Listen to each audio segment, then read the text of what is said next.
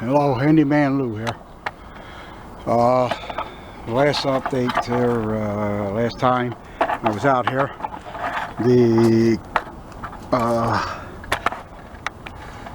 it wouldn't stop leaking oil on the headers. It was coming from the valve covers, the original center bolts. Remember the center bolts that were in there, black, and it kept going.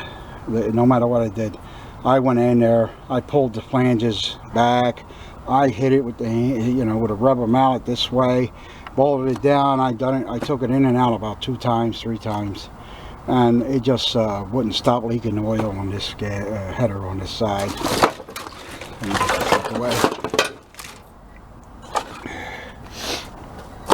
It would not stop. So, and the reason why these wires are still here is because I haven't had the thing running long enough for me to make a choice of which wires are being cut and which wires are not, because there are wires here I need. So, today I did this side. I bought these sets of, cheap stamped valve cover chrome ones. They're cheapies. Spectres, I believe. You're gonna watch me doing it live. Right here. The fuel pressure regulator. If the last time, I don't know if I mentioned it twice, I bought 2 different fuel regulators of the type that you adjust. One was a AN style, and the other one was a Edelbrock style, which they are identical. Spectre style, sorry, it's Spectre. It was a cheap one from AutoZone. The other one came from one line, Chinese, looked like a nice one. Had all the black, the red, the blue. Well, my friend suggested to put on that dial-up type, which only allows 7 pounds maximum, or 9 pounds or something like that. And then the fuel wasn't coming through. So I got disgusted. I said, you know what, let me order the valve covers. Let me order all the shit that goes with the valve covers. And come back to this. So today is Saturday, December 18th.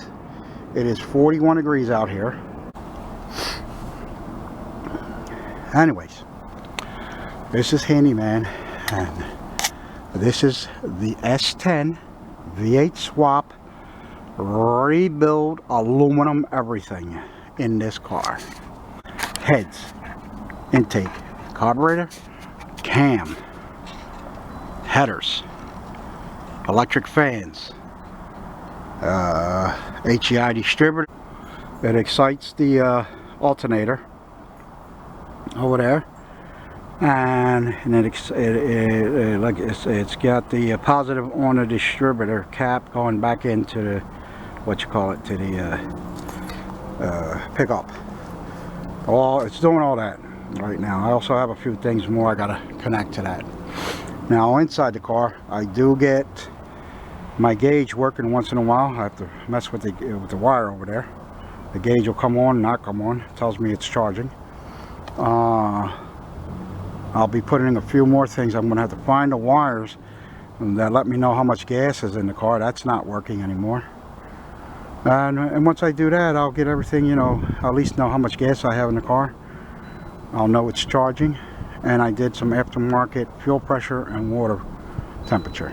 So now I'll have all the necessary things to know how the car is running and that I am not hurting it at that time. Oh, by the way, I also put in a 1-inch adapter plate made out of ceramics to keep the gas cool from the intake in case I'm running it all day, because it is going to be a daily I want it to be a daily driven car. Whenever I feel like it, I could just drive it all day if I need to. Not that I am going to try to, but I probably can.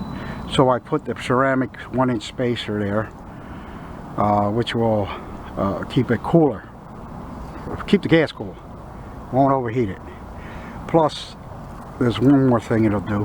I believe it'll give me an idle coming in at 1600 or 1500 RPM instead of a 1000 RPM, which the intake already has that, right? It's 1500 RPM to 6000, 6500. So now with the 1-inch, it's probably going to bring it up to 2000 to 6500 RPM range. So that'll be my RPM range running this car.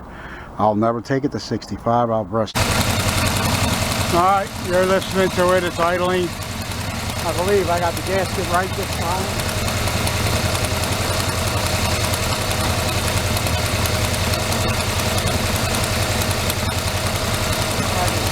Might be running a little warm now. Trying to get the exciter to work. The other side.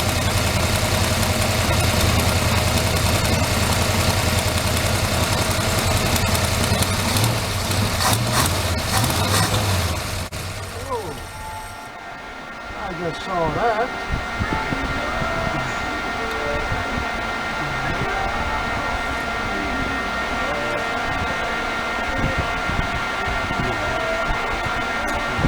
Right up now.